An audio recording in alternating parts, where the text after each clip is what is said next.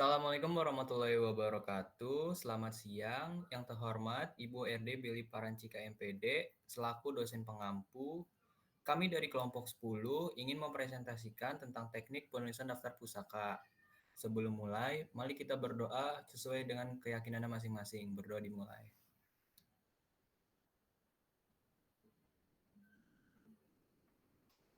Amin. Selesai. Baik, di sini ada anggota kelompok kami. Yang pertama ada saya sendiri, Aditya Yunda Putra. Yang kedua ada Faris Almar Kurniawan. Yang ketiga Fatih Almugni. Yang keempat Fahri Ferdiansyah. Yang kelima Intan Nurul Fasya. Yang keenam Kevin Dwi Yudhistira. Yang ketujuh Muhammad Faisal Rohman. Yang kedelapan Muhammad Rizky Pratama. Yang kesembilan Naila Putri Denia. Dan yang kesepuluh Yogi Ahmad Fadilah. Definisi daftar pusaka. Daftar pusaka adalah daftar lengkap sumber referensi yang digunakan dalam penulisan karya tulis ilmiah. Daftar pusaka memuat informasi tentang buku jurnal, artikel, website, dan sumber lain yang dijadikan rujukan dalam penulisan. Mengapa daftar pustaka penting? 1. Menghindari plagiarisme.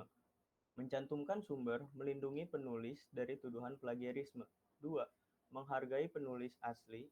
Memberikan penghargaan kepada penulis atau sumber yang telah berkontribusi pada ide atau informasi yang disampaikan.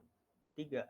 Memudahkan pembaca untuk menelusuri sumber, memberikan detail yang memungkinkan pembaca menemukan informasi lebih lanjut. Gaya penulisan daftar pustaka (APA) American Psychological Association umum digunakan pada ilmu sosial dan psikologi, menekankan tahun publikasi dalam kutipan. MLA Modern Language Association digunakan di bidang humaniora seperti sastra dan seni, menempatkan penulis dan halaman dalam kutipan. Chicago fleksibel digunakan di berbagai disiplin, terutama sejarah. Terdapat dua sistem, catatan dan bibliografi, serta gaya penulis tanggal. Contoh format APA. APA adalah American Psychological Association. Yang pertama, buku. Buku dibagi menjadi dua jenis. Yang pertama, penulis. AA, tahun, judul buku, penerbit. Yang kedua, contoh, Smith J.A. 2020. Pengantar psikologi, penerbit XYZ. Kedua, ada artikel jurnal. Artikel jurnal juga dibagi menjadi dua jenis. Yang pertama, penulis. AA, tahun, judul artikel, nama jurnal, volume atau nomor, dan juga halaman. Kedua, contoh, DUJ 2021, pengaruh media sosial terhadap perilaku remaja.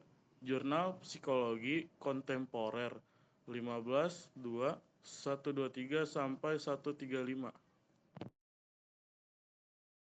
Selanjutnya ada MLA atau Modern Language Association, adalah salah satu format sitasi yang sering digunakan dalam penulisan akademik, terutama dalam bidang ilmu humaniora seperti sastra, bahasa, dan seni. Dalam daftar pustaka, format MLA menekankan penggunaan informasi yang membantu pembaca menemukan sumber secara spesifik.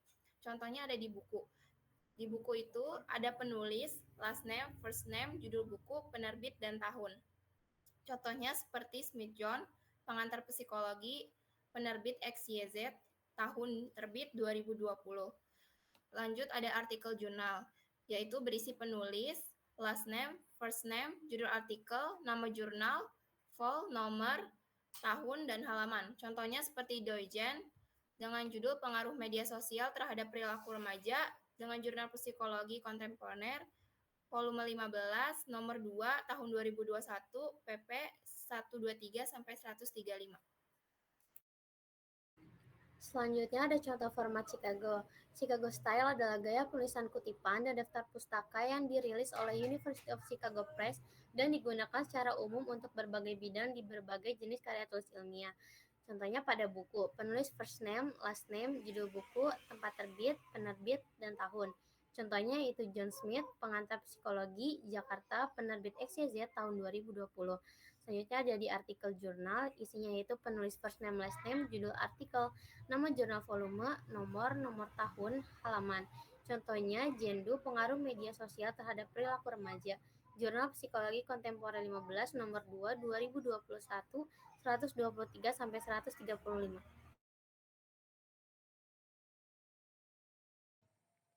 Selanjutnya perbedaan gaya penulis. APA, American Physiological Association. Bidang ilmu sosial dan psikologi. Ciri khasnya menekankan tahun publikasi menggunakan format penulis tanggal dalam kutipan dalam teks. MLI, Modern Language Association.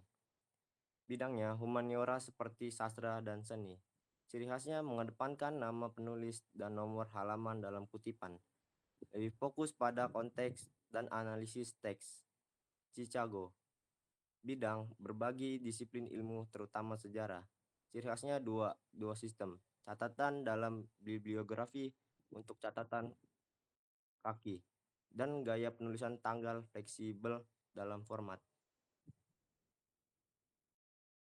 Selanjutnya adalah tips penulisan daftar pusaka. Yang pertama ada konsisten dengan gaya yang dipilih. Yang dimaksud di sini adalah pastikan semua referensi mengikuti format yang sama sesuai gaya APA, MLA, dan Chicago. Yang kedua adalah perhatikan detail terutama tanda baca dan format. Periksa kembali tanda baca, kapitalisasi, dan urutan elemen untuk menghindari kesalahan. Yang ketiga adalah sertakan semua sumber yang digunakan. Pastikan semua sumber yang dirujuk dalam teks ada dalam daftar pusaka untuk transparansi dan akurasi. Kesalahan umum. Yang pertama ada tidak menyertakan semua sumber. Penulis seringkali lupa mencantumkan sumber yang digunakan yang dapat menyebabkan kebingungan dan potensi plagiarisme. Yang kedua ada format yang tidak konsisten. Menggunakan format yang berbeda untuk berbagai sumber, misalnya mencampurkan gaya APA dan MLA dapat mengurangi kejelasan dan profesionalisme tulisan. Yang ketiga ada kesalahan detail nama, tahun, halaman. Kesalahan dalam penulisan nama penulis, tahun publikasi, atau halaman dapat mengakibatkan referensi yang sulit dilacak dan merusak keakuratan informasi.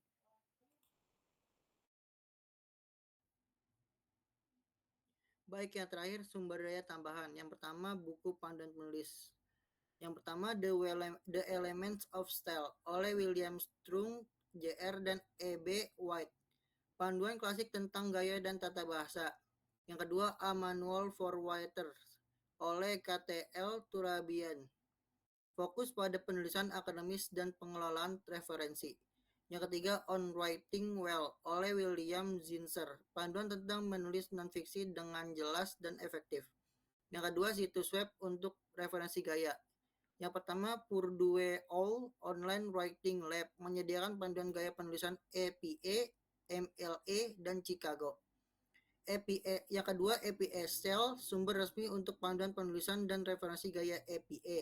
Yang ketiga, MLA Style Center, sumber resmi untuk panduan penulisan dan referensi gaya MLA. Yang ketiga, perangkat lunak manajemen referensi. Yang pertama, Zotero, alat gratis untuk mengumpulkan, mengelola, dan membagikan referensi penelitian. Yang kedua, Mendeley, alat manajemen referensi yang juga berfungsi sebagai jejaring sosial untuk penelitian. Yang ketiga, EndNote, perangkat lunak komersial yang membantu dalam pengelolaan referensi dan penulisan bibliografi. Sekian dari kelompok 10, kurang lebihnya mohon maaf. Wassalamualaikum warahmatullahi wabarakatuh.